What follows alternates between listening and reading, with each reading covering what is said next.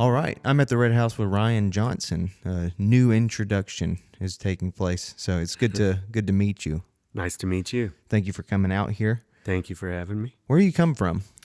I'm living in Winston-Salem right now. And as you had just mentioned, you moved here a couple years ago from the Raleigh scene, yeah? I did, yeah. I took a job here and moved in 19. I think I officially moved somewhere in May or June. But yeah, I spent about, I think it was close to a decade, 8 or 9 years in Raleigh trying to play music for the most part. You're not originally from Raleigh?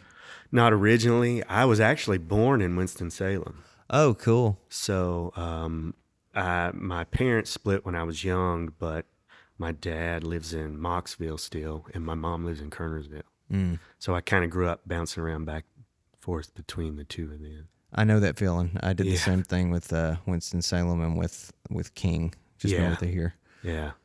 My brother-in-law's from King. So, yeah. King's an interesting little place. It is. Indeed. So I guess, I mean, a great place to start learning a little bit might be just what your experience was like when you'd say trying to be a musician in Raleigh. How did Raleigh treat you? Well, it was kind of I had some good experiences in Raleigh, and I had some bad experiences, but I think that kind of goes everywhere. It kind of goes with everything. When I moved there, it was kind of on a whim to try to play music because I had just left another world, like another life, basically. I used to rodeo, and I just kind of left that, and I had been kind of touring or traveling with a friend of mine that was playing music at the time, with the hopes of playing bass for him, and I ended up helping him, like road managing, like selling merch and things like that. And then the bass thing I got a bass and started trying to learn it, but never really kind of happened. And we split ways, and I decided I'm going to go to Raleigh. I kind of on a little bit on a whim. And I knew that some people I looked up to, like Tiff Merritt and some of the earlier Whiskey Town stuff I was really into. So I was like, this is kind of a place where I think people like what I'm into would play. So I had some friends up there. I went to college there at one point, and then made some friends later on that were still in college there. And I had a good friend that was nice enough to let me crash on her couch for a couple months. And I just, like the old story, I just had clothes in a car and guitars, and crashed on a couch. Damn. So, yes, it was something. Yeah. There's a lot in there that makes me curious. I saw a post about you that I think called you I think Sam might have referred to you as a cosmic cowboy. Yeah, that's kind of the name they kind of given me lately. And I guess it sounds like the cowboy side of that moniker is not actually like a personification or whatever. It sounds like you actually might be one. Yeah, I grew up, my dad, when I was younger, he's always had horses still to this day, and grew up around them. And he always was into rodeo and like cowboy lifestyle and stuff like that. So he kind of brought me along, and I, seeing it, being around it, grew an interest in it. And then got to be a teenager like any young boy does. I was like, I'm going to try this shit, Mm-hmm. And so it took me a while to convince my parents to let me do it. But once I did, I was kind of like, the old saying, you're hooked. But at first, I wasn't sure what I was getting into. But then after a couple of them, I did okay. I did better than I thought I would. And once the new kind of wears off of it and you sink into it and try to figure out what you're doing, I kind of got into it deeper. And all right. So what attracted you to the rodeo thing? What made you say, I want to do this? I I guess it was a combination of a lot of things. At that time when I was in high school, and I wasn't like a popular kid or anything like that, and not that that means anything, but it kind of gave me something, you know. I was like I said, my dad was always taking me around it, and it always intrigued me, but you know, I didn't. It wasn't like he wasn't entering himself, so it wasn't like my dad was rodeoing, but he was introducing me to it in a way, and at some point, like just trying it, and after I found out, like, oh, I can kind of do this, it gave me something as a kid, you know. It gave me somewhat of a purpose, I guess, in a way. To me, it sounds like what you're saying a little bit of is like identity too. Like, Yeah. it sounds like I don't know. I think I remember in high school or that age, it was like basketball and sports became my first sense of identity. And I don't know what what it has to do with like competition or bravery or whatever, but it is. It's almost like to me, it sounds like that, I can't think of what that shit is called, but where they used to like kind of have a ceremonial sort of introduction into manhood, like that kind of thing. That is identity forming. It's very much like kind of an introduction to manhood, I think, you know. And if you're around in that world, it's like very, you know, if you're not tough, you're not going to fucking make it. You just, you know, that's kind of the thing, you know. So you learn quick. You got to be able to take a hit and keep on going, you know. Were you riding bulls? Mm-hmm. Damn. Can you tell me about the first time you rode a bull? Oh, shit. I was nervous as fuck, man. Yeah. I'm sorry. I don't know if that's totally I kind of have a mouth of a sailor, so it'll be something that comes out. But that is we are meant to be ourselves in this domain. I actually the very first time, not a lot of people know this, but a friend of mine entered and he got scared and didn't want to get on. So I got on in his place, and I was nervous, so nervous. And yeah, I just remember there was this kind of stout black and white bull, kind of whoppy jogged horns, crook horns. And yeah, he made quick work of me, but after that, I went to a practice pen and started getting on some more. And I remember the first time I got on one that was just a good little practice bull is what they call them, just jump kicker is what they say. But he was right around the left, and I just somehow stayed, you know, I did things somewhat like you were supposed to do them, and I was like, I think I'm kind of getting the hang of this. And so I just kept doing it after that.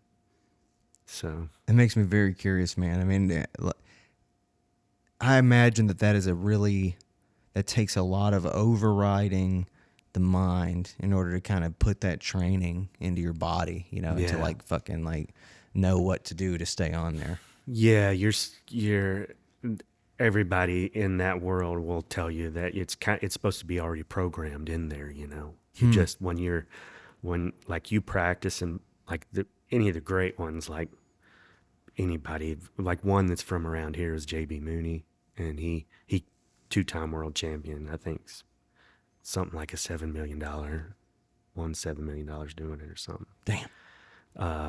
But yeah, you get on barrels, like people can make different barrels. Like some of them, I had one at one time that was in the woods behind my dad's house that had 2 ropes in the front and 1 in the back, and kind of sat diagonally like that. And you get on it and get somebody to pull it, and that was practice.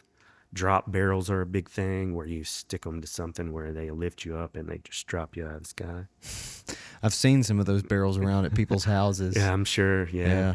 In this area too, because King has a bull riding in the wintertime, I think. Yeah, yeah. And I mean, Yeah. just not too many months ago, there's a guy I follow who does some of that on Yeah. Instagram and stuff, and I see him occasionally post about like the injuries and the horrible stuff, the horrible side effects of some of this stuff, like the danger that it is, and that to me is what's so hard to wrap my head around. And I had a fantasy about all this stuff when I was younger. I used to like. I think it was I saw the movie 8 Seconds about what was his name, Lane, was it Yeah. Lane Frost or Yep. Lane? Yeah, and he I wanted to ride a sheep so bad, and I wanted to be a cowboy so bad, and like always was begging my dad, and I really thought by the time I was like 16 that I'd be riding steers, but never went down into that life, and anyway, looking at it now from the outside, I'm just like, holy shit, like at this stage in life, being 33 and never having really done anything that dangerous to that scale. When I say dangerous, I don't want to associate it with a negative connotation because it's like a pretty Yeah. badass sport, but I just mean it's like obviously it's a different it's a different level of danger with something as predictable as a bull compared to like another human, you know, in that kind of sport. Yeah. Has a mind of its own. Yeah. Yeah. And it's like, as far as it's concerned, it don't give a shit. It's not going to No. get arrested if it kills you, you No. know? And it's like there's no way physically for you to overpower it either. So you have to learn how to ride them correctly, you know? It's just, I mean, you're never going to outmuscle a bull. No, right. Yeah. There's So- no way.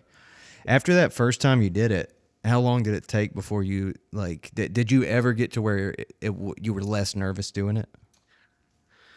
I don't know. There were times later on, right before I stopped, that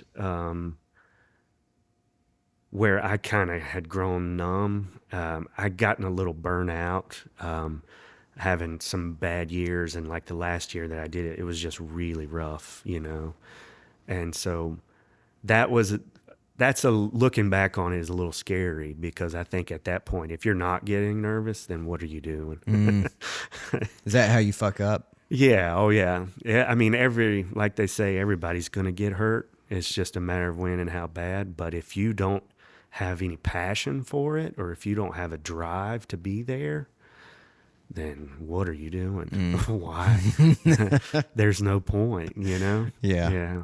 And it's scary to think about, but I think I definitely got to a point, and I've heard guys like Ty Murray say at the end of his career that he's like down in the buck and shoot getting on one, and he's like, why am I here right now? And someone like him, he's like, I've done it all. I'm 7-time world champion. Like, what am I doing? And that was the last one he got on. I could be mistaken, but What's the age range for people in this sport usually? typically, I mean, some kids start off sheep, but like the older ones typically are early 30s. Really? Occasionally you'll see someone go into their, like, I think Adriano was 40 or something. I think Ednai Caminas is in his 40s now. Wow. But those guys are kind of unheard of, you know. JB's still riding, but I think he's in his mid 30s. Maybe I could be wrong. Damn. Yeah. I mean, that sounds like MMA or something. Like, you know, young man sport up to a certain point, and then there's a couple of wild dudes that linger around. Yeah. In your prime, like 20s, I would think, you know, when you start to get in your 30s, you're getting a little old. You're a veteran. You're definitely considered a veteran. Damn, man. At that point. Well, I had no idea when you were coming over here that you were I had no idea you had been involved in rodeo. I have been disassociated from it for so long that I don't bring it up a lot because I don't want, it almost feels like a past life to me. So I don't want, especially playing music, I don't want to show up at every gig and be like, I'm a cowboy, you know. Yeah. Even though that was a big part of my life, I haven't been around it in so long, so I don't want to be someone putting on a front to gain attention or anything like that. I get it. Yeah. you know? You make me think about, well, you know, my experience anyway. I don't know how this works for everybody, but my experience was, you know, that early identity. There were a couple of like miniature identities in there before sports really took hold, but I think when I was like a teenager, sports started being sort of the identity that I was getting most rewarded for. And people were like they praise you literally, like go Yeah. like this in Oh, the yeah. air and like yell. Especially in rural Yeah. areas, you know? Yeah, they take sports real seriously. Oh, yeah. And so you're like getting rewarded for this identity. And then after school, and pretty much after after I like almost got kicked out of school and I like couldn't play sports anymore, my identity just shifted to music. And it wasn't like I started making music about being an athlete. You know, I made music that was entirely separate from that, and it was an identity shift. Right. And I was just thinking about somebody like, I don't know, Coulter Wall and some of those old country guys from the 90s too, that really rodeo was like how they got their foothold in the country scene. But it sounds like for you did not, that same identity of being involved in rodeo didn't inform the musician you wanted to be. Yeah.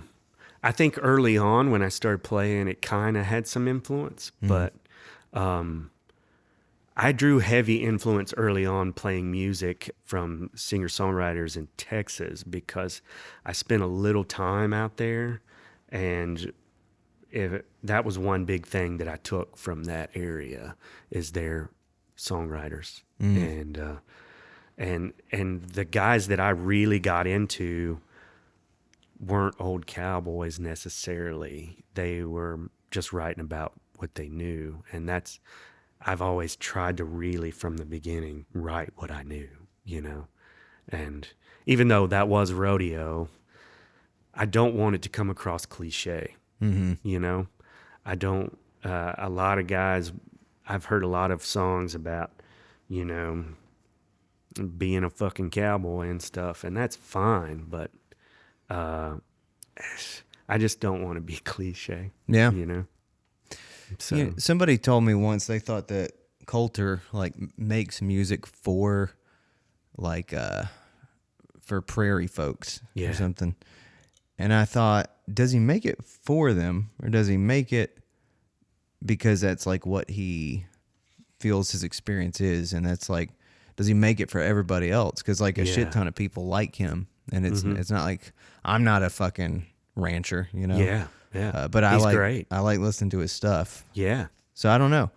I think he's got a mix. I can't claim to know Coulter or anything like that, Right. but I do think the part of the Canada that he's from is very plainy and stuff like that. But I've heard him say in interviews too that he didn't consider himself a cowboy, but I think nowadays he's gotten more into ranching and stuff like that. So Yeah, he sure seems like a cowboy. yeah.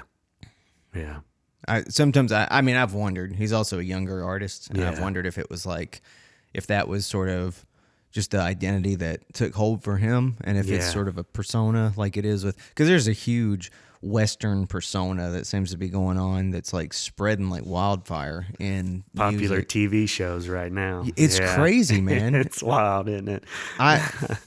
No one will remember it, but I called this shit like back a while ago. Like I knew that this was on the horizon. Yeah. And man, it's really taken hold in like songwriter circles as well. It's Right. just, a huge sort of dress up like a cowboy thing. Yeah, and I go back and forth with that because I have hats and stuff, and sometimes I'll wear them at shows, but sometimes I won't because I don't know. It's kind of a thin line to walk, but people at the shows don't know me, you know, and I don't want to come across as somebody trying to fit an image, Yeah. you know. I just don't, yeah. I mean, I've done it. I can't do it too much. I've noticed like it doesn't feel like I'm being myself, and that's what's so interesting about thinking about you, because that actually is a part of yourself. That's like a world you actually come from. So I'm surprised to hear that you think about that too, because it sounds like you would have every right to do that. Whereas for me, when I'm faced with this anymore, I keep telling myself, you're not really like a Westerner. You're not really a Texan. You're like an Appalachian dude. And I that's how I'm kind of wrapping my head around shit lately, is like, I don't want to be from here and pretending like I'm from a different place or whatever. I want to kind of, if I'm going to represent a culture, I think I want it to be more like Appalachian culture, Yeah. you know? Yeah, and I kind of struggle with that too, because my mom's side of the family very much came from rural Appalachia, south of Asheville, like in between Asheville and Murphy. Like the real mountains. Yeah, yeah. And like all the stories you hear, like Loretta Lynn tell about, and like that I know that's true for her. It's also true for their family, scrubbing their clothes on the washboard and like getting new shoes in the wintertime. And the real thing. Yeah. And they still have the house, the original house. So my great grandmother had. And I'm pretty sure I'm getting this correct. It's 9 children, and one of them died pretty young. But I'm pretty sure that's correct. You ever go out there? I haven't been there in a long time. When I was in middle school, my grandfather, which was one of her sons, took me out there. When I was on spring break, we went out there and stayed in the house, and he kind of showed me around and everything. So that was my first chance to really see it. And the family still owns, I think it's been sold to someone distant in the family now. So it's still in the family, but they have a graveyard up on the mountain behind the house. And that's where my great grandmother is buried. And Damn, man. yeah, That's like some ghostly stuff right there. yeah. And if you go there, you can feel it. Like from what I remember, and it's been so long, but you can kind of feel it, I remember being a kid, staying there over spring break and like being afraid to fall asleep because I thought something was going to happen in the middle of the night. But Man, that's what I mean, that to me is like such a portrait of Appalachian culture. Yeah. It's just like the smoky, foggy mountains and the sort of dead culture and the self-sufficiency of kind of being stranded in these isolated places. Yeah. And the lifestyle that came with that. Like some of the old footage from, I forget his name, but the guy who's recognized for kind of collecting a lot of the Appalachian music, some of the footage that he captured of just like those homestead sort of lifestyles are just busted up, ancient houses and backyard graveyard and everything. Just haunted as fuck. Yeah, man. And it's like the wild thing about that house that I remember, it's in the valley of the mountain, and there's a creek or a river that runs in front of it, in front yard. And then directly across is a church, I guess where everybody went to church at right there. So it's like Southern Appalachia, like all wrapped up into one right there. I love it. But I struggle with that too because I wasn't raised that way, and I don't consider myself Appalachian or Southern at all, I mean, I know I was born in the South, but I have this idea of, and I'm toying with the idea of calling a record from the South, not Southern or something like that, or a play on that in some way. Because that identity of being Southern is so, I don't know, I struggle with where people want to take it these days. Yeah, I hear you. I've not run into that conflict too much myself. I think of myself as shallowly Southern, and I wish I was like more Southern. And I think I still embrace the Southern identity. Yeah. Of course, there have been aspects of that have been. There's kind of a word association, I think, that goes on with it, and people think that maybe that identity has to come with certain things, and I don't know if it has to come with certain things more so than any other identity. I think it's a good subject to kind of chew on and sort of figure out if it does. I'm certainly not saying that Southern identity is flawless either. But regardless of that, True. I think of my grandparents on my dad's side in particular, who were just like very country people, and like the influence that they had on me, because they were the generation who I think evolved from poor people who just like lived out in the dirt and who had to grow a bunch of shit and can shit and chew tobacco and all this stuff.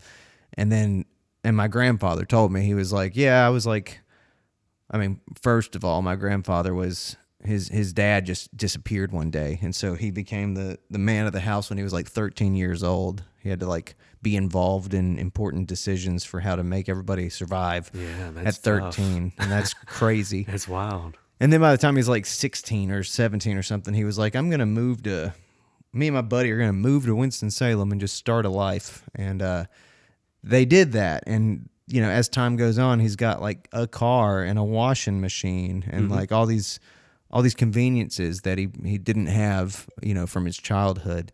And I then inherit just like slight influence from his presence. You know, he's just a dude that likes to be on his tractor and grow a garden, and he appreciates everything he's earned, and whatever I inherited that's Southern, I think I got from him. Yeah. And I can identify with that, what you're talking about. I think my struggle comes from other things that people claim to be Southern that I'm like, man, maybe we should kind of let that go. Like flags and such? Yeah. Stuff like that.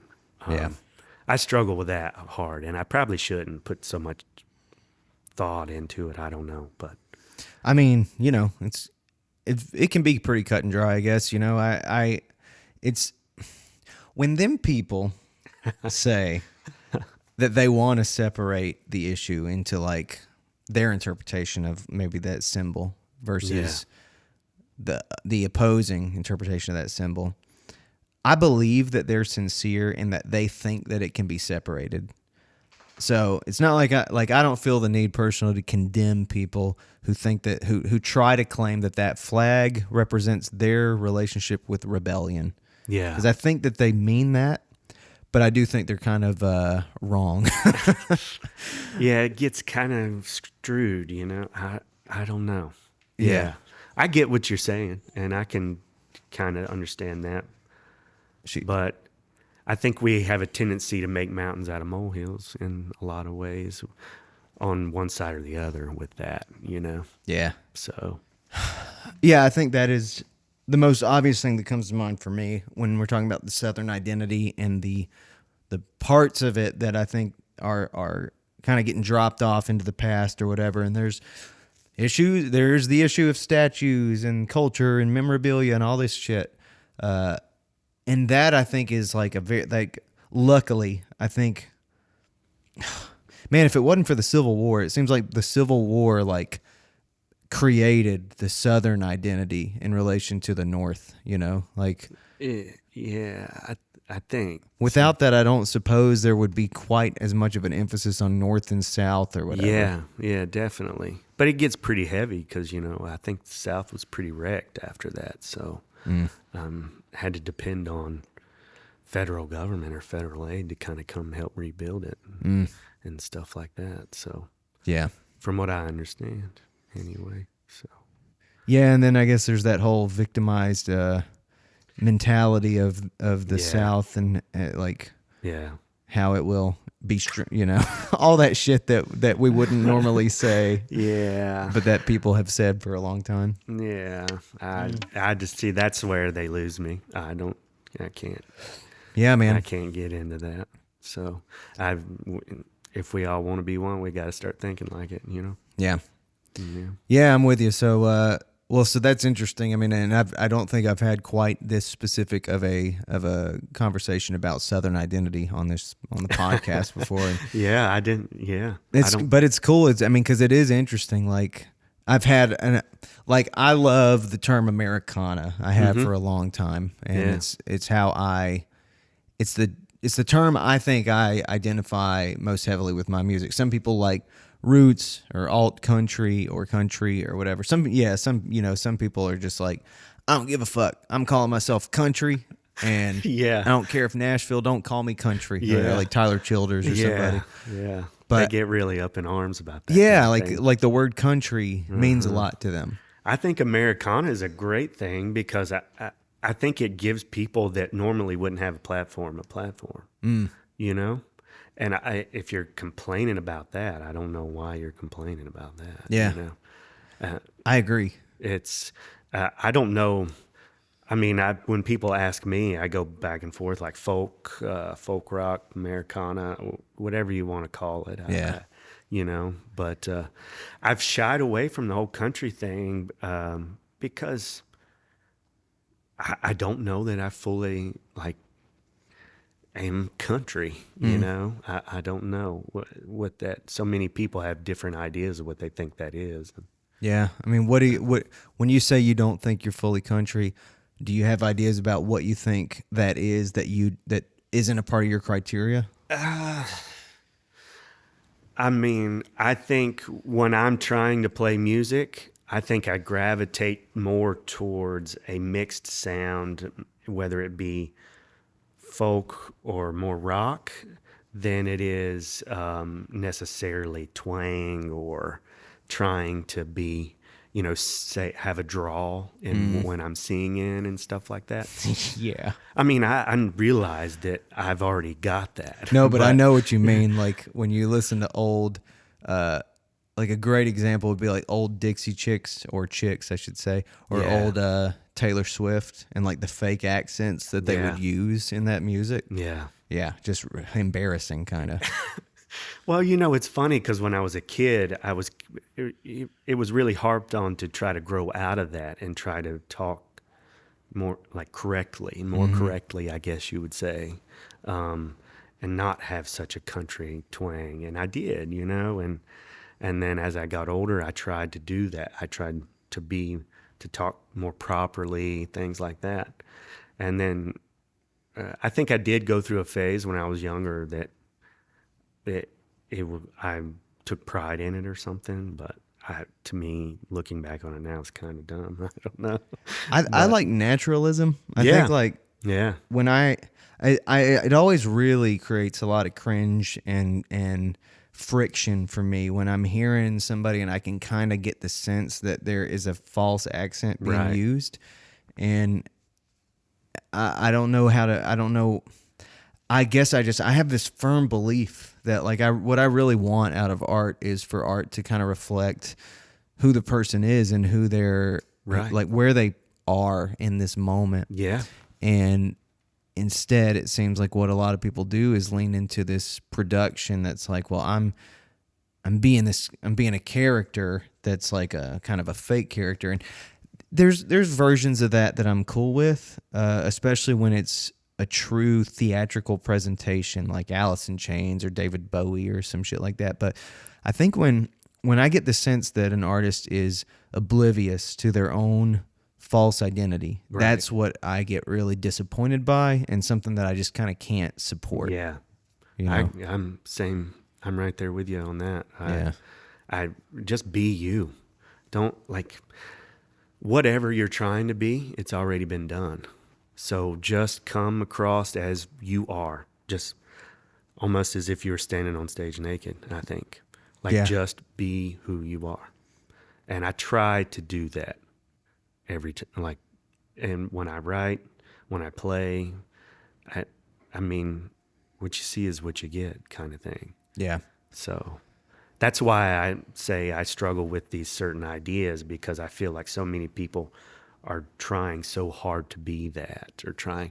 It's like, I don't consider myself a traditionalist in that way, because I feel like, not to knock tradition at all, but it's just not me. And they, you know, like if you're not playing it the traditional way, you're not playing it the right way. Right. You know?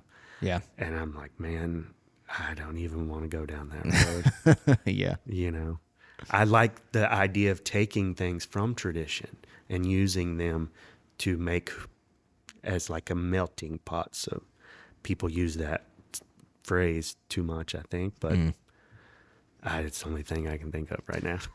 I'm with you. I mean, I'm also definitely not one for assuming that tradition is a bad thing, which is Yeah. I think it's a word that gets a lot of, well, it has negative connotation too in a way that I think is misunderstood or something like that. Right. As if it's like the enemy, as if tradition is like the enemy of innovation or something. And I don't think it is. I think it kind of protects the realm in which we have to innovate or something. Like tradition can Right. be the toolbox that brings about Yeah. innovation. Kind of for a lot of people. foundation. Yeah, Yeah. absolutely. So you have that foundation, you can build off of that. You know, my only concern is staying in the foundation. Like, and some people do that, and that's fine. But for me personally, I kind of want to see where we can go I'm with you. with it. You know, So what is your foundation? Where did music start for you amidst all this stuff? music. That's kind of a tricky question. I loved music growing up as a kid. I remember just anytime I had a little bit of money going and getting a CD or something like that. It varies for me. I remember as a young teenager being heavily into what my dad listened to, just because that's what I was most exposed to. Yeah. For my mom, her influence was a lot too, but it was more of a poppy kind of feel, what was more popular at the time. My dad was heavily in traditional country and that kind of thing. I remember listening to classic country on Saturday morning. You know, growing up, he used to love to listen to JD's Country Gold and a little of that Top Notch Grass on Saturday morning. So that we would get up, like I just so often remember my memories of getting in the truck with him on Saturday morning, going, doing whatever we had to do. And he would turn that on, and that's what we listened to. You think So- that's where your attention to songwriting started as well, with that type of music? Probably. I don't think I was conscious of it at that time. Right. But I do think later on when I got so heavily into Texas or red dirt music, as they call it, I think. Yeah. Because I did hear it when I was there, when I lived there briefly, but to me, at that time, I gravitated towards it because what I heard on the radio in North Carolina, I couldn't relate to anymore. You know, it's like if we're speaking specifically to like country radio or something like that, somewhere when I got into high school, somewhere along the way in there, and too, you're young, you're like experimenting with other things, you know, you're learning who you are. And I've got into everything from hip hop, old school hip hop, to who knows what back then. But when I heard like someone like the first band that I really started listening to were Ragweed, Cross Canadian Ragweed, and Randy Rogers Band. And then I got heavy into Jason Boland too. And then that graduated to like listening to Joe Ely. And then when I heard Joe Ely, I was like, man, this is more, because he's from Lubbock, and it comes across in his music, but it's very, I guess, pretty heavy Buddy Holly kind of influenced, and kind of, I mean, he toured with the Clash and stuff back in the day. A guy from Lubbock, that's kind of unheard of, you know. But some of this music that you're talking about that started to speak to you, especially in contrast to country radio, do you think it was the lyrical content or the style? Like, what was it? I think it was a little bit of both, but lyrical content, that might have been where I really started to focus on lyrics, because I just couldn't, like, and I struggle with it still to this day. You know, there are a lot of guys that are really popular, and it's not that they're bad musicians, and I don't want to put anyone's success down. But it's tired, and it doesn't feel original. It doesn't feel like it comes from who they are. So speak. In the country world specifically, you Yeah. mean? Yeah. Because that's the one thing that I feel like that world prides themselves on being so lyrically driven. Mm-hmm. You know, they pride themselves on. And you've heard it a million times that country music is from the heart, and it's, you know, it's real, and that's why people love it. And Yeah, it seems like it's not a fiction. You know, I like with some things there's a nostalgia factor that happens where people just like love the version of a thing that they grew up with. yeah, But I've thought about this a lot, man, with country, and like I don't think I'm just being nostalgic for 90s country when I say that there's a serious difference. And part of the reason is that country post like 2005 or something started to become about country music itself. yeah, Whereas prior, like the music that I grew up hearing was a lot about like regular life, you know, like Hardworking Man by Brooks and Dunn, for example, yeah, was a song about just being a blue collar person. Right. Like I work all week, and after that, I fucking get in my truck, and that was actually like a lot of their material was either me and a girl broke up, or I like a girl, or after work on Friday, I like to go party with the boys. Like that was or kind I'm of going to what go drink that, her away, yeah, kind of thing. exactly, You know? exactly. Yeah. And that wasn't just them. You know, that was a lot of Right. music at the time. And then it slowly seemed like it started to become all about like, this is how we listen to country music. This is what country music is. Country music is your life. It's like all these statements about like what the value of country Right. music is and how you should listen to it on the radio. It And started it's to like, become an image. Yeah. You know, it Oh, started, yeah. you know, there was a certain dress that you had to drive certain vehicle. Like it was all that. It's at least that's what I feel, you know, there had to be a bonfire involved Yeah. with some moonshine, yeah. you know? And you had to be like fucking, yeah. You had to have fucking catfish dinner in your cornfield, fucking Luke Bryan. Fuck Luke Bryan. Fuck Luke Bryan. Oh man. But catfish fucking dinner. Yeah, right. But Yeah, I totally get it, man. well, when you fucking said get it. image, I started thinking too about how rock probably went from being inspired by the blues and being about life in a certain way through a certain lens, and then becoming about rock itself. I wonder if that's a natural evolution that takes place when a sort of new expression of music really starts to reach its end in creativity, or at Yeah. least for a time period. Yeah. So I don't know what causes that necessarily, but I think like business, it gets too heavy into business and you forget about the creative part of it. So it kind of gets down to its the most simple factor that makes Yeah. it sellable. That's what I think. Least I common don't know. denominator. That's the word I'm looking Right. for. Yeah. Because you know that all of a sudden you like this is what's selling tickets or records or whatever, and then all of a sudden like somebody that wants to make some money is like, well, this is what we got to do, you know? Yeah. You know, just I think it happens in everything.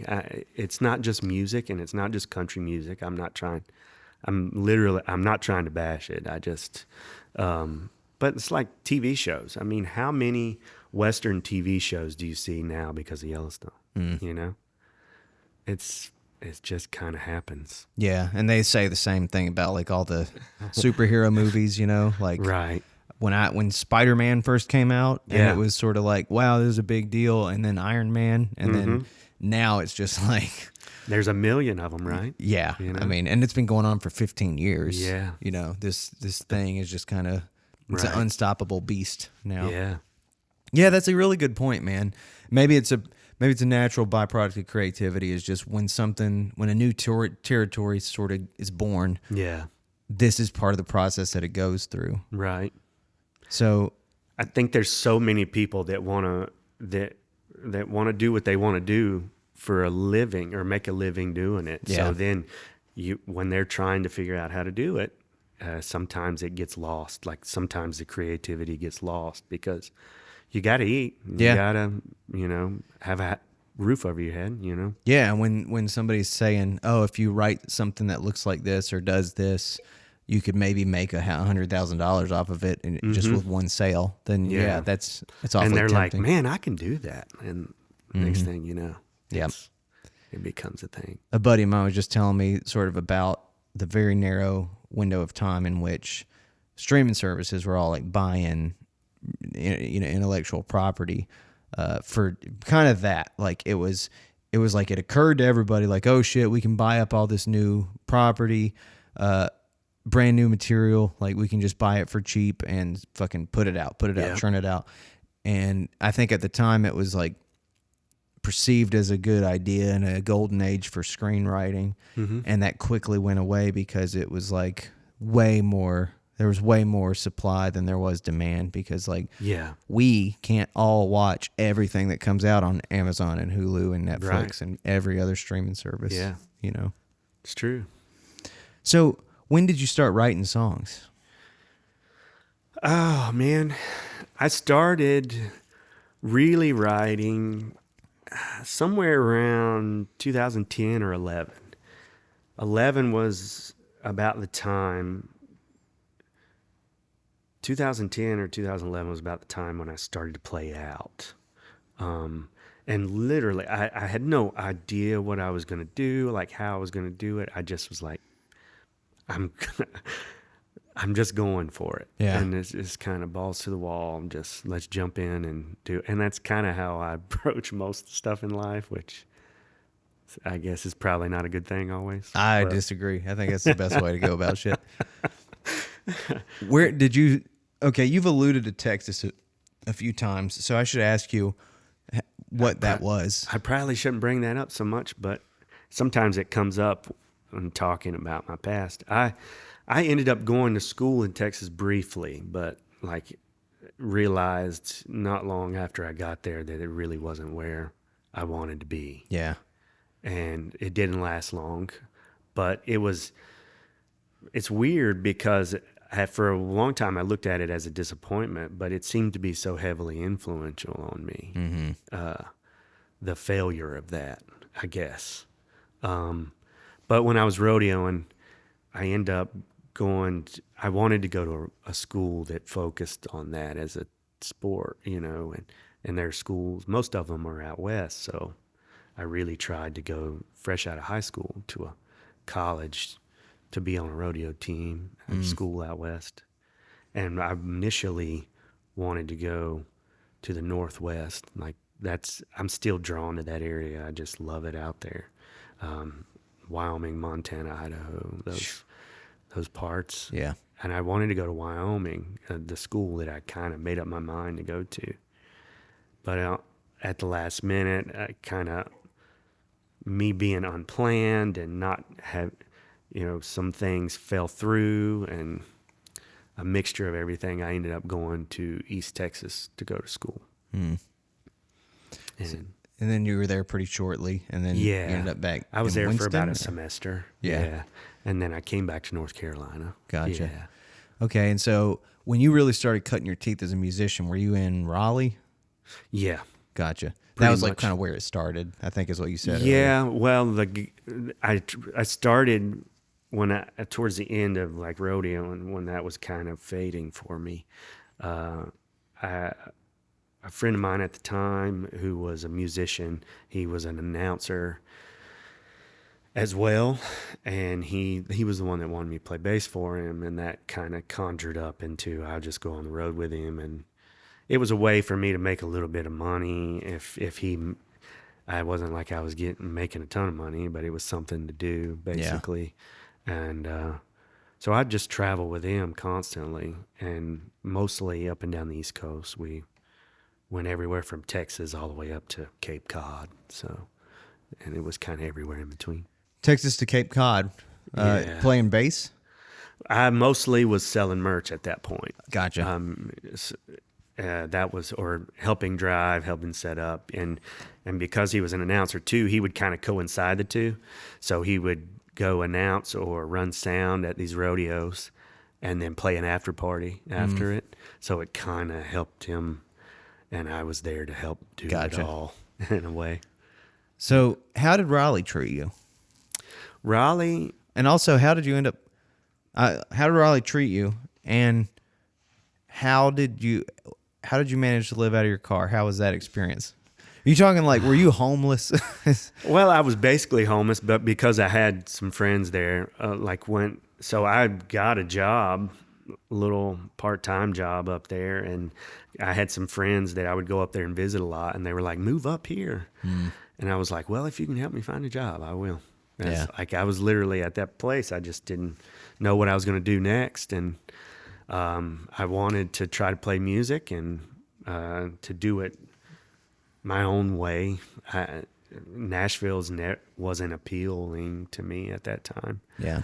And never mind the fact I didn't have any fucking money to go to Nashville. So, but yeah, they got me a part-time job, and my friend Hannah, who I'm still friends with today, talk to her every once in a while. She kind of asked me, "So, where are you gonna live when you?" I was like, "I don't know. I hadn't figured that out, you know." She said, "Well, if I'll check with my roommate, but if it's okay, you can crash on my couch for a little while." She didn't realize that a little while would turn into 4 months. I don't think, but Yeah. she's a kind soul and good to me, and so that was the start of that. Yeah. But being broke and living in a city is hard. Was it a good community as far as our artistic opportunity at the time? Or- I think like any area, it can be cliquey. yeah. And I think I experienced that a lot, especially as someone young or trying to get noticed in some way, you know. And I was the kind of person, like, I didn't know how to approach it at all. So I remember working at a coffee shop, and a person that would come in frequently was a guy named Jason Aldean, who's no longer with us, but he's a traditional Irish folk singer, and just roots, and like just really good, just a big heart, kind soul. And he would get espresso every day and just knock it back right there and then go off to where he was going.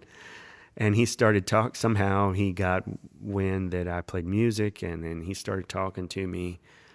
And I remember he was playing this thing at a brewery up there, and he said, "It's kind of a festival. If you want, you should come out and check it out. There's a guy that I think you'd be really interested in. His name's Chip Robinson, and he plays in a band called the Backsliders." I didn't know anybody from Adam.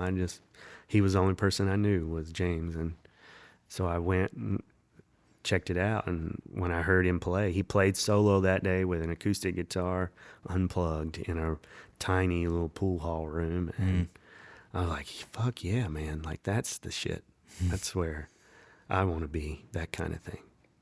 So that kind of gravitated to me going to Backslider shows, and then I would go to other local shows in the area to try to get people to get ideas, or I literally just not knowing what to do. Yeah. You know? Just trying to get people, if you want to write together, or, can you teach me something, And that's just kind of how I approached it. But have you seen the same chance to approach it that way, I guess? Because your approach that you took in Raleigh to build community, has that worked the same way since you've been back here? For Winston, I've like the Winston community musically has been so kind to me. Oh, good. They, the first person I met at an open mic was Sam Foster and his roommate Donald, and I got Sam. I think I got both their numbers that night, and we connected because we were playing at a open mic together, and it was my first time playing at an open mic in town, and I was just playing some original. I think I played all my own stuff that night, and then got off stage, and here comes this guy and with a guitar, and another guy with a lap steel or a pedal steel. I was like, who the fuck is this? And so I hung around to listen to them, and they playing anything from Guy Clark to Dylan or whoever. And I was like, oh, okay.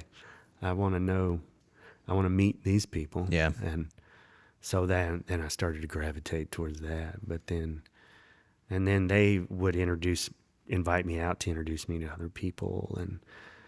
And it grew much faster here than it did in Raleigh. Maybe because I had evolved as a musician or a songwriter by the time I'd gotten here. I don't know. But so I had a little bit of a background, so I kind of knew where I was coming from at that point, if that makes sense. Yeah. And instead of just, hey, I want to learn, Yeah. I'm just here, that kind of thing. A little more of a formed artist. Yeah, somewhat of a foundation. Yeah, absolutely. Even if it was made with dirt, it was still something. Yeah. But I like Sam, man. This sounds funny because I'm not that old, but I was part of a community, like a little bubble in the community that was kind of like a new string of musicians at a certain time.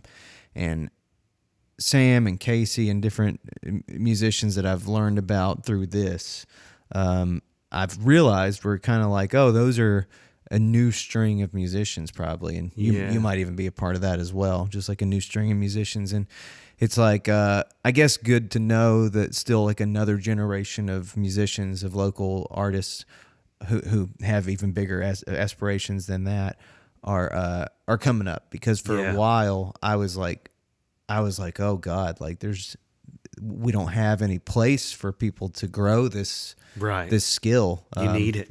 And when you say you went to an open mic, I'm like, where? Because I didn't know we had any anymore. But where did you go to an open mic? At that time, the first one I found out about was at Earl's. And I went to that. But now, Country Dan does one at Wise Man. I think it's on Wednesday night. Oh yeah, yeah. So I have been to that once or twice recently, but and things are important, man. Yeah, that's how I definitely became a musician. Really, was open mics. Yeah, me too. Yeah, my first Deep South in Raleigh was really where I not talk about not knowing what you're doing. I just show up to that thing, and they had it every fucking Monday night, and I was just. I'm here with my guitar, Yeah. And a guy named Ryan Kinnemer ran it. I still talk to him once in a while, but good dude. And I would get signed up every Monday.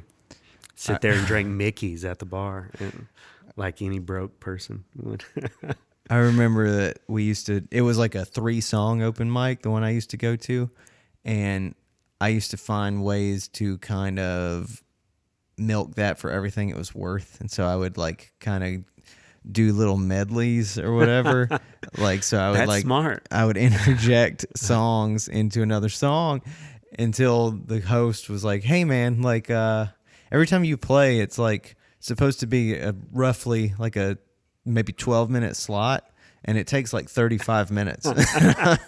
Like." You're going to have to, you might only get to do 2 songs. I'm trying to make the most out of this opportunity, man. Yeah. Yeah, I had to adjust. Yeah. I was very, I get it. Probably self-centered at the time. Yeah. I think to say I'm not now. As a music, you hear that a lot in your music and stuff like that. But it's an everyday thing to really work on that, and I think it's helped that I've gotten older now. So, but I try not to. To take it too seriously. Take it serious, but not too serious. If that makes sense. Tell me more about that. I got thoughts about that, but tell me more about that. I think from a songwriting aspect, that's what really drives me, and to write great songs is what's important to me. Not to say that I think I'm great or anything like that, but you can't get there without trying. But I do think it's important not to get caught up in this whole, I guess, going back to persona or anything like that. Like, all that shit's for the birds. You just got to write great songs. So it sounds like to me what you're saying is sort of well, and you tell me if this is right, but there's a seriousness about songwriting that you can have, it sounds like, whereas the seriousness of all that other stuff that sometimes comes with trying to be a songwriter, like the identity of the songwriter. Yeah. Is that what you're kind of getting at? Yeah. Like some of that stuff, maybe don't take that too seriously. Yeah. Because I think it's a rabbit hole that, like, if you want to take what you're doing serious, that if you go down that rabbit hole, you get less and less serious about what you're doing. I think you have to... Wait, let me say that again, will you? Are you saying that some of that stuff will distract you from where your seriousness should actually be? Oh, yeah. I definitely think so. I think if you get too caught up in that, you get too caught up in having to have this identity, or... I mean, everybody has to have an identity, but if it's a false one, then it just takes away from what you're doing. Nick Bullins and I talked a little bit about that recently. Old Nick, yeah. Yeah, I love Nick. He's a good dude. Known Nick for a long time and haven't seen him in forever, but he is a good dude. I saw him last night. He went to the Blue Ridge Music Center. Oh yeah, See Watch House now and Alexa Rose. I didn't even know that was killer going on. show. Oh Man. God, I'll bet. And evening was nice. Watch House is great. They're awesome. Yeah. But But Nick and I have talked a little bit about that recently, and I think you alienate people when you do that. I think you start having to fit these, like, in order to be taken seriously. I got to be this, and I got to be that, and I got to look just like this person. I think we get very much caught up in the social media realm of that too nowadays. You got to make yourself look a certain way so people come to see you. yeah. And I don't think that is a good way to go about it. There's so much about this subject that I'm interested in, and that I don't even know where to start. Like there's, one thing that stands out to me, I think, is the fact that we call this playing all the time.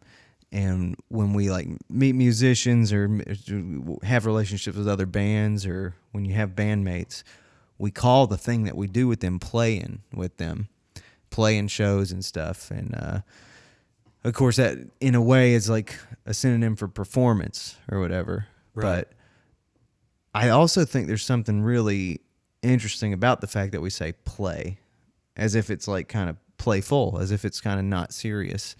And I think that in my experience of the past, and even still, I think there's kind of this back and forth with, like, are we trying to get this so perfect that it's not fun, or are we trying to have fun with it? And the fun stuff seems to get rewarded. Like, audiences like it and bandmates like it.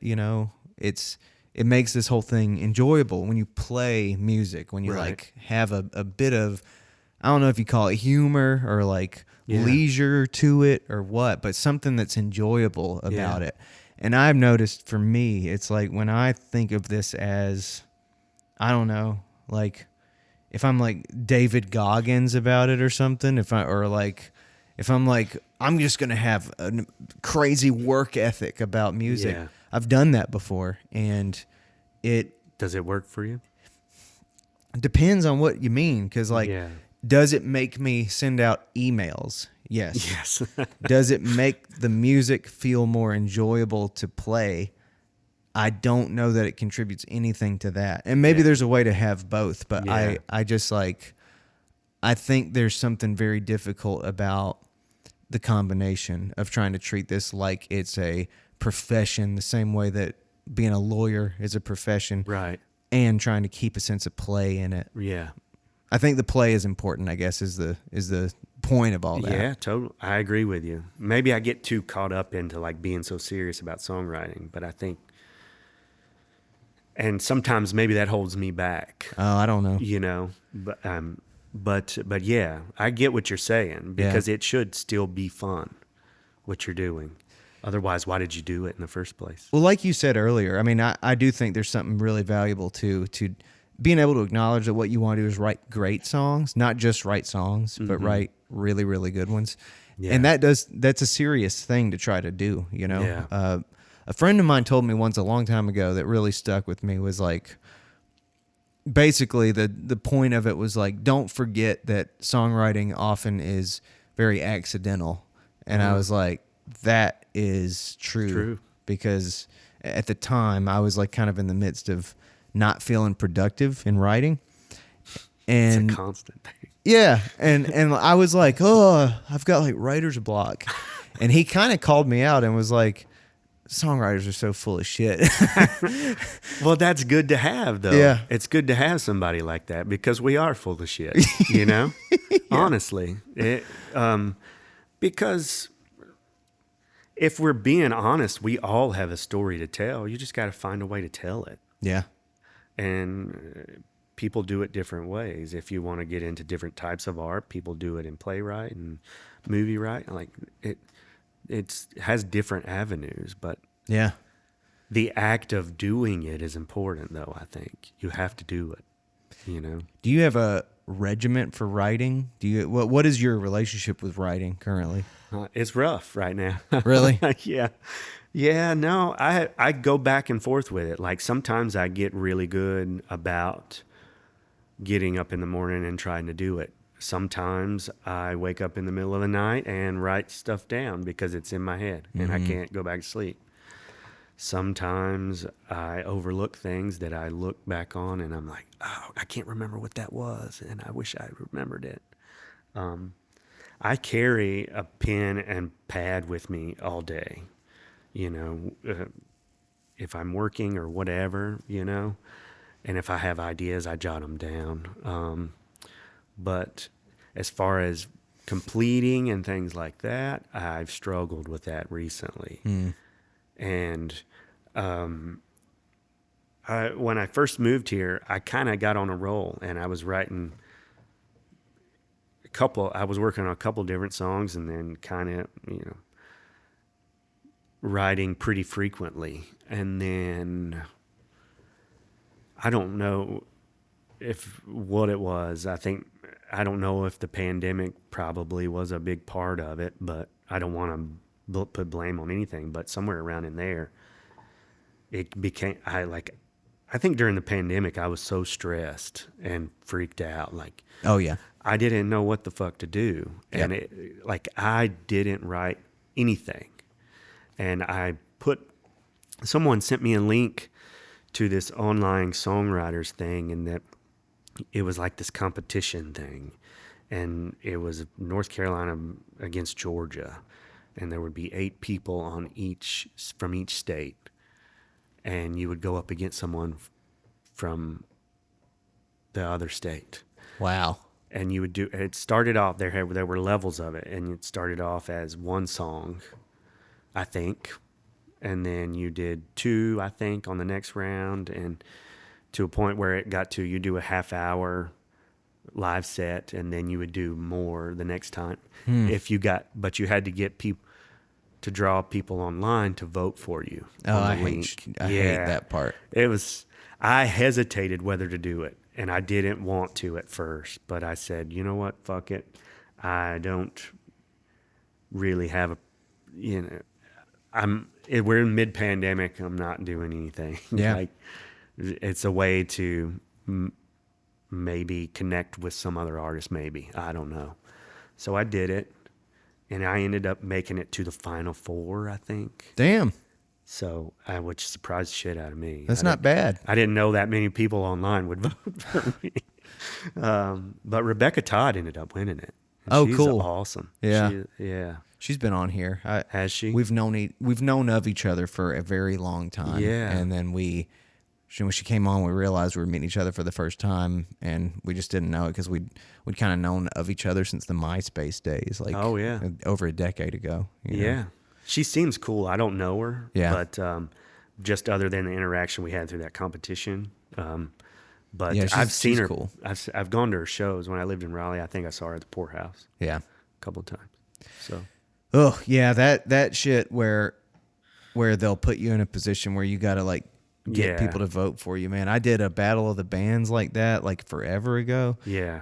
Which it just goes to show you the flaw in this mechanism, because like not that the thing you did or anything, like not that that's flawed, not that Rebecca shouldn't have won any shit like that, but like we did this battle of the bands that was on local TV, and we had to like just go online and get people to call a number to vote for us, and we just did it and did it and did it. But the thing was, when I played this thing, I was the lead singer of this band, and I had lost my voice entirely. Like, it was awful. Sucks. It was like if you took Tom Waits and took out some of his vocal cords, and he only had like one left, and it was just covered in rust and sin and Satan. If it was just ruined, my voice was gone, and it sounded like it was coming through a busted speaker.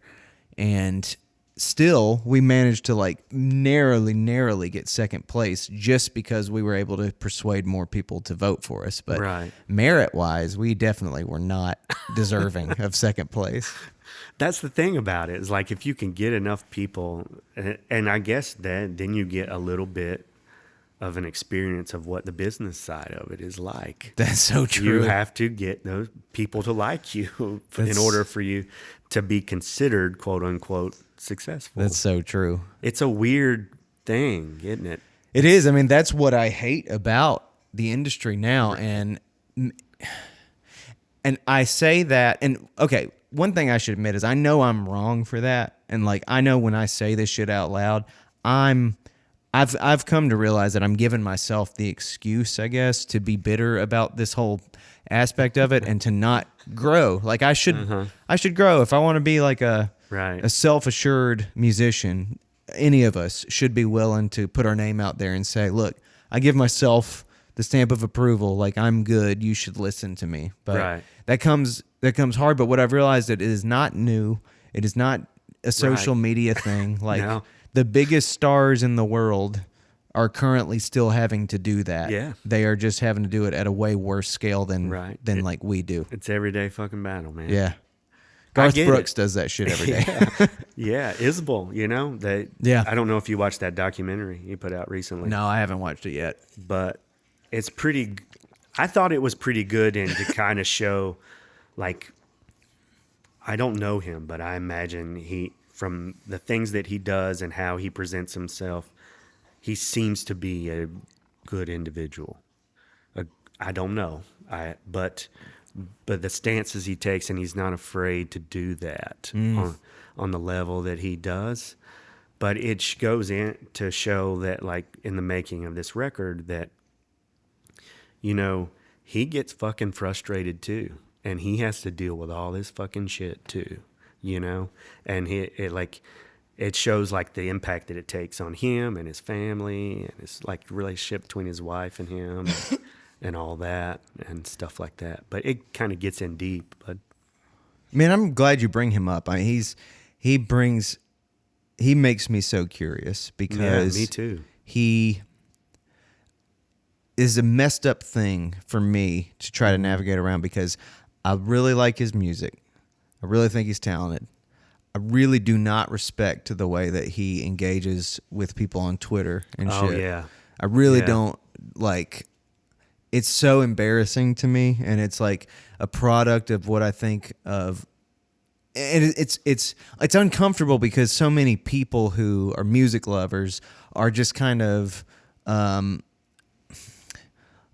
they're sort of like liberal by default, and so when they hear certain opinions, they just think, well, of course, like if it's a liberal opinion, then it's like the morally superior one. Yeah. And I understand that assumption, and I've even experienced that assumption, but in some cases that's not accurate, and so it makes me look like some kind of asshole if I were to usually say this, like say I think Isbell is an asshole sometimes when he does this shit on Twitter or whatever. Right. But I think he is sometimes. Like I think he should get off Twitter sometimes. Twitter in itself can be a rabbit hole to go down, you know? Like, but I get what you're saying. Like, the one thing I will say to that is that when I was leaving a rodeo world and wanting to pursue music or trying to find my way in the world, I guess, or whatever you want to say. I looked at it as though like like music is an avenue because I think I could find camaraderie in different ways with other musicians, whereas I didn't always in the rodeo world.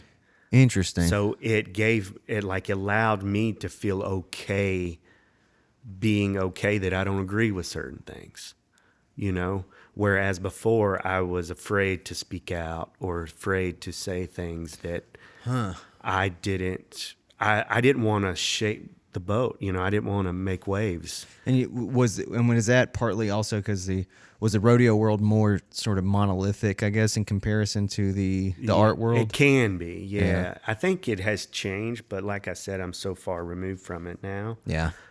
But it's very just something as simple as kind of having shaggy hair or something long hair.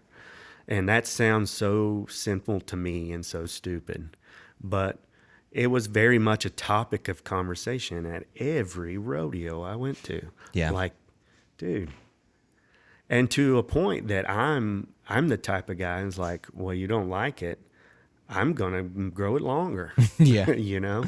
Yeah. I do know that feeling. And that's kind of how I approached it. Yeah. And so going over to music, I felt like they don't give a shit how long my hair is, or they don't give, you know, but I do see your point going back to the whole Twitter thing and just blasting somebody on a social platform. I try really hard not to do that. Yeah.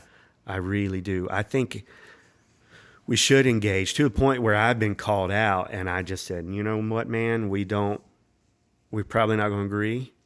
That's okay. I haven't talked to you in a long time, but I remember you as a good person, man. I'm not trying to get into that. And that wasn't specifically to one person, but it was like as you know, that once somebody comments on something, then you get a handful of people coming in to back it up. Dude, and I'm yeah. just like, this is not what it's meant for, I don't think. But go ahead. You bring up an interesting thing, which using the comparison of the rodeo world as like a sort of monolithic thing. Like if you're outside of this identity, you know, we start to question your character and shit like that. And I've been sensitive to that type of dynamic my whole life. And so I think the liberal arts world was appealing for that reason, because it seemed like a territory where those distinctions between people were very few, and like that it was unimportant. Like it was a domain in which such distinctions were unimportant, because like it didn't matter if you had long shaggy hair or if you were a different ethnicity or if you were whatever. Like all these things, these factors about your identity were kind of secondary to what you had to contribute intellectually to the world or something. And that is appealing to me. What I've started to notice is that like with people like Isbell, just like across the board within this side of the spectrum, especially that like kind of owns the arts, it's become monolithic and conservative sort of in a different way, like kind of parametered in a different way. Kind of like what you're saying, like somebody fucks up in some kind of way, and everybody on the team sort of tries to really hard like vilify and condemn that person. Yeah. And it's like, you're not allowed to be on the team anymore. And Isbell, I've watched him like, I'm not trying to debate whether or not his opinion was worthwhile or whatever. Right.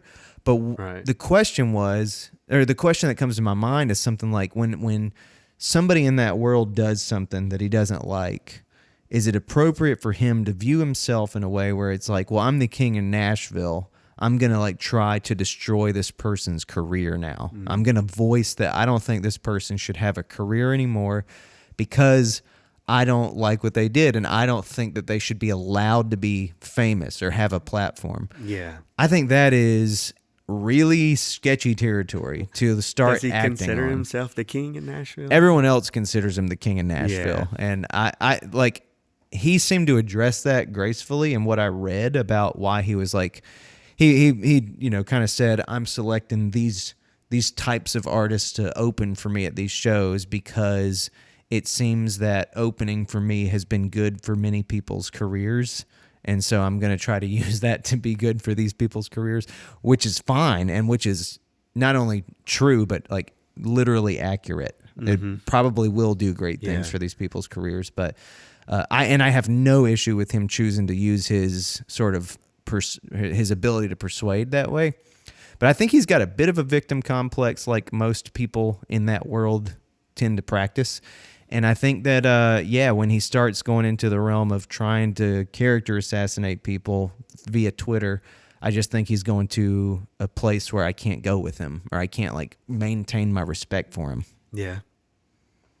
Whatever. I can see that. Yeah, I see it. Like, I just look at it as like, and maybe I'm looking at it too simplistically, but that he's giving the people that he feels aren't given a chance by opening for him. Which that part I like. Yeah. Yeah. But I do, like, it's, for me personally, I try really hard to stand up for what I believe, but also not condemn, I guess, other people because I don't agree with them. I try. You mind if I ask how old you are? I'm 37. 37. Okay. So you're just a little older than me. I'm wondering if our demographic thinks of like sort of, I just get the sense that like artists that are a bit younger than us, like the Gen Z sort of artists, I think it's them, right? Yeah. Gen Z artists are more maybe like they think it's necessary to insert their political views into the art. Whereas I think our generation, that was kind of considered like something you don't do. Like we're just like the residual, millennials are like the residual effects of believing that political discussions are best left private. We don't know, I don't think we practice that anymore, but I think we know our parents thought that you didn't talk about politics. I think we talk about politics, and I think Gen Z like tries to embody politics. Yeah. I guess I can see that. When I was younger, I didn't embody those kind of like politics and stuff like that. But as there became a point for me that I just like, I think it was a mixture of things. I don't really know, but I just got to a point where I was like, it's blown up anyway. And, I got really frustrated at talking to people that were very vocal about their opinion, and I didn't agree with them. And so I thought if they felt that they were close to me, then I needed to say, look, I don't agree with you on these things. But it doesn't mean that we can't, doesn't mean we can't hang out or but I think it's important for me to now say that I don't agree with you on that. Yeah. At some point, it became, I think, a switch flipped for me for whatever reason. And maybe it's some kind of guilt for not saying something before in certain issues. I don't know. Was this like, do you find that you're usually around opinions, like opinions that aren't consistent with your own? Or do you find that you find yourself agreeing with other people that you have a relationship with more often? I think nowadays, I think in the last couple of years, I have definitely been surrounded by people that didn't agree with my own, whether I'm intentionally or not. But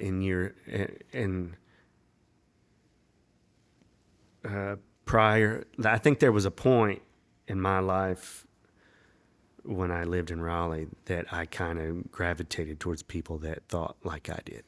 Yeah. And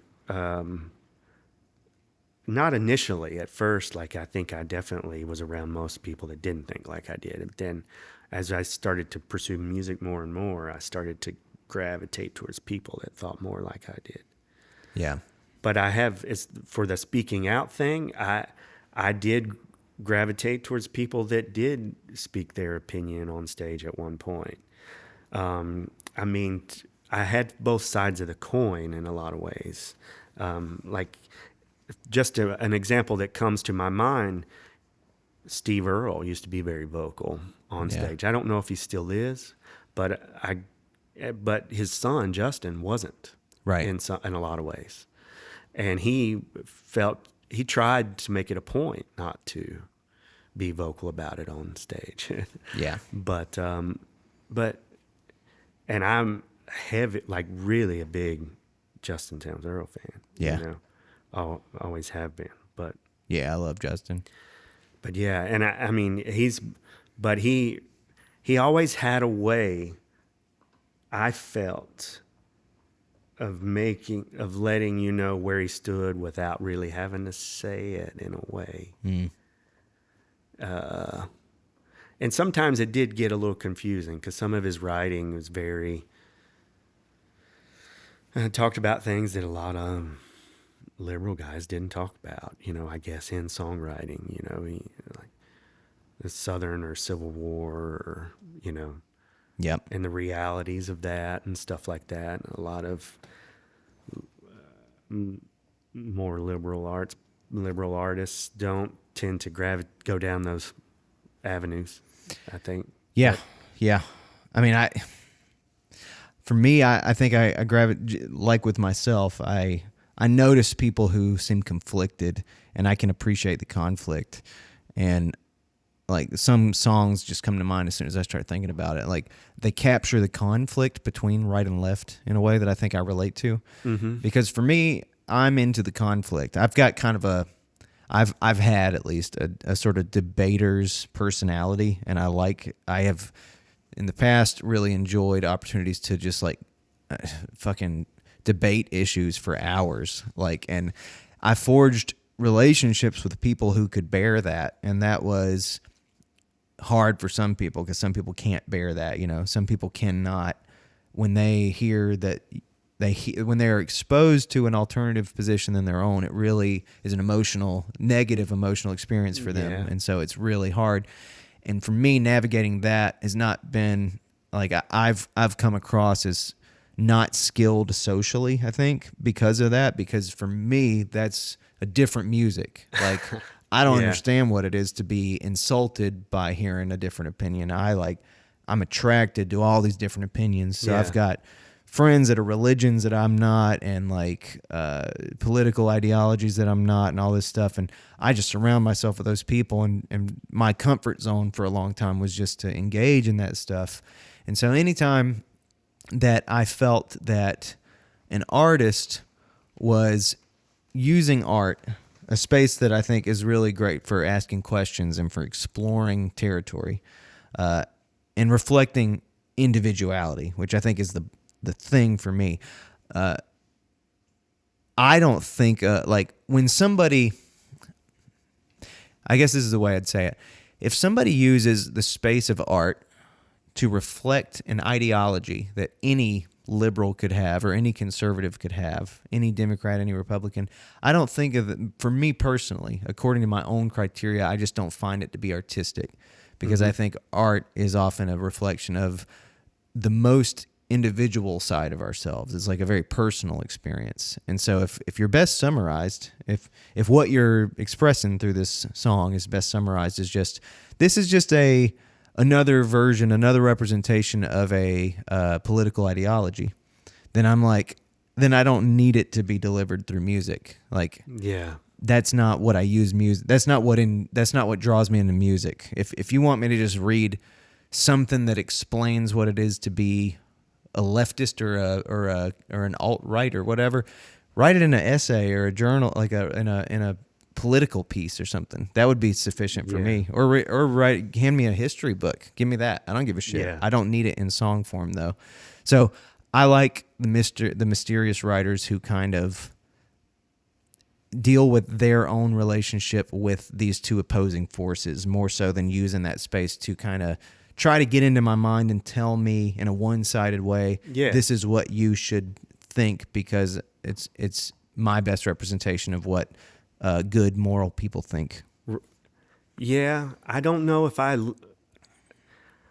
look at either being right or left as I don't. There's a lot in all that. Yeah, for sure. I don't know that getting up and saying you're right or left is really necessarily a good thing anyway. Yeah. But as an individual, if you have individual beliefs that are political and you feel compelled to talk about them or speak out about them, I don't think that's a bad thing. Yeah, You for know? sure. And it doesn't necessarily need to be right or left. It just is what it is. And that's why I guess when I gravitated towards people that were open to talking about things like that, that's what I mean. Yeah. Just that, we can have these conversations in a way, you Yeah. know. And I get that if you're on stage and you're saying it, nobody else has a mic. So, you're basically putting it out there. But I do think sometimes for those individuals, it's very personal to them. Mm-hmm. And then it is individual in some ways. I hope so. Well, yeah, I'd Yeah. like to think anyway. Yeah. I don't know that. I can't speak for anybody else, Well, don't get me wrong. I certainly wouldn't take the mic away from these people and be like, "You're not allowed to do that." Especially like if I had ultimate power, they'd have free range to do whatever. If they asked my advice, I would tell them that's why I didn't like it. And Yeah. I guess I feel consistent on that point because I want the speech part, Yeah. but I feel the same way whether it's I don't know whoever it is that's preaching that type of message to an audience, like regardless of which ideology they might be affiliated with, I feel the same way about it, which makes me feel like I'm trying to be fair about it. Mm-hmm. But, obviously if somebody says something I agree with, I'm probably going to be a little less, True. I'm probably going to be a little less like upset by it than somebody who says something I don't. Yeah. I think you feel like, oh yeah, like I don't know. I think it's for everybody. I think everybody gets that way. If someone says something that they agree with, whether it's political or not, Yeah. then you're like, yeah, and you want to back that. That's Right. just what you do. It's almost like you're seeing a different version of you, Yeah. You're like, hey, that's me that you're saying. Yeah. Which is really interesting. Right. And that's kind of what politics is. Yeah. They're voting for someone who they think represents them or they think represents them. Yeah. So we're going to run out of time soon, and I need to ask you, Yes. what is the... Sorry, we've gone down around. No, it was a good... I'm glad that we did. That was a fun little deviation. So you don't, as you've mentioned, you don't necessarily have a record out right now. What's your plans right now? Like, what is your... Why don't you have a record out right now? That's a good question. I've sat down with a producer in the area and tried to hash out a lot of my songs. I feel I still think they need work. And that's maybe me being too critical on myself. And going back to the songwriting competition online, and not writing that I've went through all that to say that, I was running out of songs and I had to go on to the next level. And so one day I just ended up getting a cup of coffee and walking home and writing down a song. And that was the first song that I wrote at any time during the pandemic. And that was a year later after the start of it. So I've struggled with finishing writing songs, and I'm really hard on myself about the type of songs I write and trying to make sure I'm getting a point or there's some sort of point to it, that kind of thing. I struggle sometimes whether those songs are good or not, good enough to put on a record, I guess you would say. Damn. And that's like the really big thing for me. So You should read this Rick Rubin book. Have you read the Rick Rubin book yet? I don't think so. No. You should get on it. The piece I was just reading before you got here today was kind of about completing a project and about like kind of some of the feelings that you just touched on a little bit, feelings of judging the work and stuff, and the moral being, it's fine to go through the process. It's necessary to go through the process of judging the art that way. But yeah, man, I think I don't know. I don't know your catalog. I don't know everything you're working with, but I think it's good. I guess it's a good practice to. I think right now it's a good practice to put things out and let them kind of have a life as a part of the process of improving, instead of like feeling like you have to reach a certain status or the work has to reach a certain status. But it's your business. I'm just sharing that thought as a thought, but that's a good point. You'll release it whenever you want to. And that's kind of, I've started to realize that too, is like, even like if you don't think it's where you want it to be and putting it out, at least it's a process of learning and evolving, and everybody does it, and doing that to move on from it, so to speak, and grow.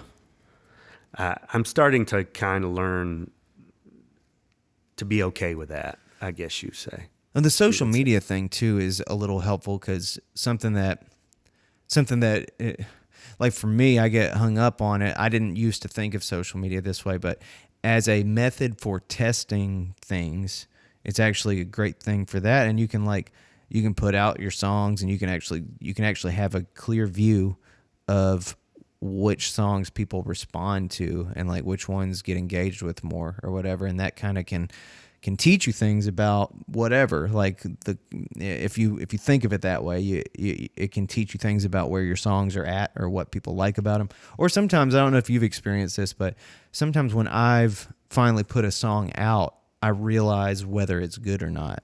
And it's like prior to that, I'm kind of have a veil. Mm-hmm. But then as soon as I kind of understand that people are seeing it, I start seeing it the way that other people are seeing it. And I'm like, fuck, like I really like this thing or whatever. It's up for them to decide, right? Yeah. Is that kind of the idea? Yeah. It's up for them to decide how they feel about it. Right. But there's something interesting about the experience that I have with it when I go from a place of I'm viewing the song as a private work versus I hit publish on YouTube or something. Like I released it on YouTube and I know that people are going to hear it now. And then I'm like, huh. And I like listen back to it and I'm like, fuck, I like this. Like I don't know how to explain that, but it changes my perspective of the song, knowing that it's now public instead of private. Right. That's a good point. I don't know. Yeah. Yeah. So do you have you say you've been talking to producers I've talked specifically to one, and I talked to Doug Davis. Of course. Yeah. But I brought him some like songs that I had, and I thought, this is basically what I think, what I've got, and I know some of them need work, and that's kind of how I approached him about it. And we sat down and went through a couple of them, and he kind of gave me some tips and some pointers to look for in each song and stuff like that. And then I took them back home, and I haven't done much with them. Gotcha. Yeah. So whether me being lazy or being frustrated, I've had a lot going on and personally, so that's kind of played into it too, and stuff like that. So yeah. But so finishing that, like I do think I will feel so much better once it's finished, and I just got to get it finished, and that's the demon that I'm dealing with right now. Yeah, man. I mean, and again, I'm not trying to insert my thoughts into your approach because it's like whatever. But my friend Travis and I think we're talking about this, and I think it might have been off the show. It was when he was here, and I think we might have talked about it after the fact. But just for myself, I've been very sort of type A about how I keep all my music organized ever since it started. And it's like this massive collection that I just build upon. And yeah, it's like grown to a place where it's very hard to release any of that old material because I think in my mind I've placed so much significance on how it should be received or how it should be produced or all these things that are basically in my way from putting it out there. And I just nowadays I think about it and think I want to get to a place where I put these songs out as quickly as I possibly can when I write them. And like I'll still have time to learn the songs, to figure them out on stage, to figure out which ones are good or whatever, to like save some stuff for myself. But if I think the more and more that the more in touch with it I get, the more I realize the value of not withholding anything and just trying to, like, as soon as I call the song done, put it out next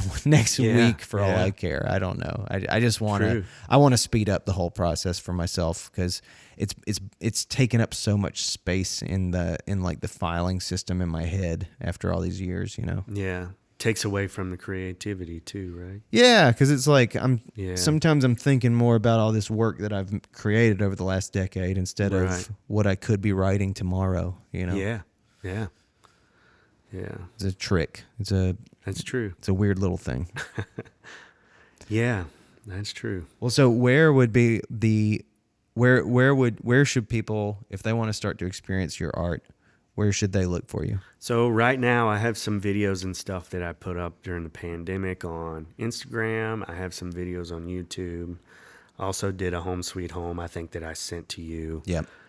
With the Ram Cat during the pandemic, and which I'm glad that came out the way it did. And I was kind of a wreck that day going in there, and I kept hitting my guitar up against the mic. I was like, this is not going to be worth a fuck. Get done with it.